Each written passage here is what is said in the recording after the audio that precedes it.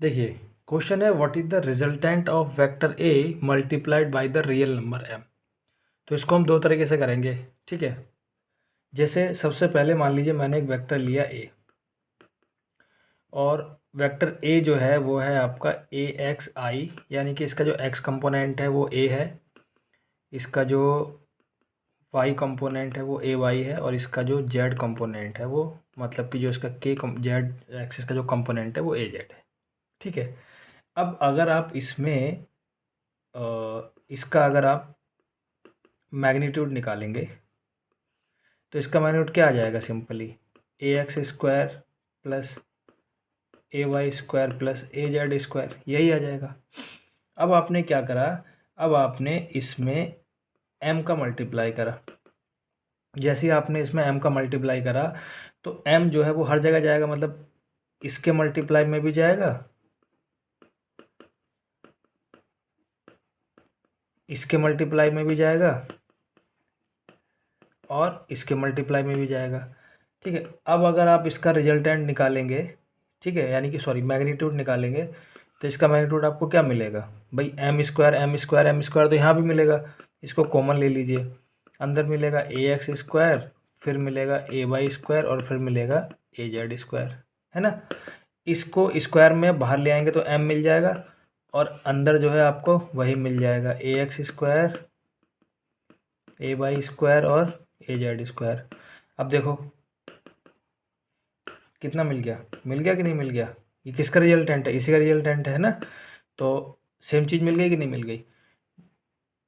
तो कहने का मतलब ये है कि अगर हम किसी भी वेक्टर के में एक रियल नंबर m से मल्टीप्लाई करते हैं तो उस रिजल्टेंट वेक्टर का जो मैग्नीट्यूड होता है वो m टाइम्स, यानी कि जिस रियल नंबर से मल्टीप्लाई करा गया है उसका रिजल्टेंट जो होता है वो उतने ही टाइम्स मल्टीप्लाई होके हमें मिल जाता है।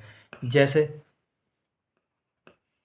Vector A is equal to दे रखा है 3i plus 3j plus 3k, सही है। इसका आप मैग्नीट्यूड निकालोगे तो कितना मिलेगा, 3 3 जा 9, 3 3 जा 9, 3 3 जा 9, कितना हो गया 27 हो गया, है ना। तो 3√3 आपको क्या मिल गया, ये मिल गया a, सही है। अब आपने क्या किया, अब आपने इस a में मान लीजिए 3 का मल्टीप्लाई कर लिया, तो 3 का मल्टीप्लाई करेंगे a में, तो अब ये कितना हो जाएगा 9i 9j 9k। अब हमें रिजल्टेंट वेक्टर क्या मिल गया, ये मिल गया। अब इसका मैग्नीट्यूड फाइंड करके देखो ज़रा, जब हम इसका मैग्नीट्यूड फाइंड करेंगे तो हमें मिलेगा 9 का स्क्वायर 9 का स्क्वायर 9 का स्क्वायर मिल गया। अच्छा, मैं इसको लिख लेता हूँ 3 × 3 का स्क्वायर प्लस, सॉरी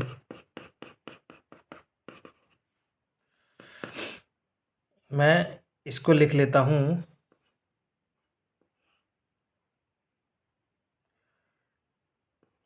9 × 9, मतलब कि यहाँ पर मैंने क्या करा 9 कॉमन ले लिया। जब मैंने 9 कॉमन लिया तो अंदर रह गया 9 + 9 + 9, सब में से मैं 9 कॉमन ले लिया, अंदर ये रह गया। अब ये देखो 9 है, इस 9 को बाहर ले आओ, किससे बाहर लाओ, रूट से बाहर लाओ, तो ये हो जाएगा 3, और अंडर रूट के अंदर हो जाएगा 9 × 9 × 9, कितना हो जाएगा 27, हो जाएगा 27। अब इसको देखो, इसको मैं क्या लिख सकता हूँ, इसको मैं लिख सकता हूँ 3√3। अब देखो जब हमारा वेक्टर ए ये था तो इसका जो मैग्नीट्यूड आया था वो ये आया था, और जब हमने इसमें 3 का मल्टीप्लाई कर दिया एक रियल नंबर से, तो अब जो रिजल्टेंट वेक्टर हमें मिला इसका जो आंसर, इसका जो मैग्नीट्यूड आ रहा है वो देखो, ये तो पिछले वाले का आ गया ए का, और ये क्या आ गया देखो 3 टाइम, मतलब कि जिस रियल नंबर से हमने मल्टीप्लाई किया था उतने ही टाइम इसका मैग्नीट्यूड भी इंक्रीज कर गया, ठीक है। तो ये चीज़ आपको समझ में आई। यहाँ पर एक लाइन शायद आपको नहीं दिख रही होगी, ये देख लीजिए, जब हमने इसको किया तो हमें ये मिल गया, ठीक है। बात समझ में आई।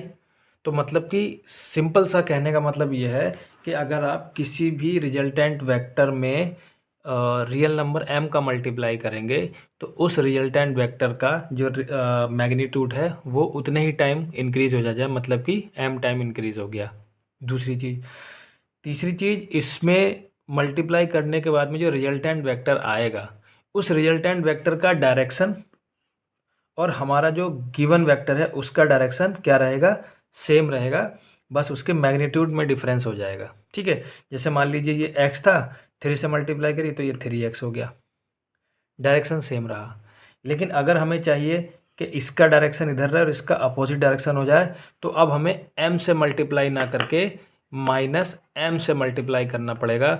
जैसे ही हम माइनस m से मल्टीप्लाई करेंगे तो माइनस m से मल्टीप्लाई करते ही मैग्नीट्यूड जो है वो m टाइम हो जाएगा, लेकिन माइनस दिखाता है कि उसका डायरेक्शन जो होगा वो जो बेस वेक्टर दिया है, मतलब जो हमें ये वेक्टर दिया रखा है जिसके बेस पे हम इस क्वेश्चन को कर रहे हैं, उसका डायरेक्शन और मल्टीप्लाई करने के बाद जो डायरेक्शन होगा उसका रिजल्टेंट वेक्टर का वो अपोजिट हो जाएगा। ठीक है।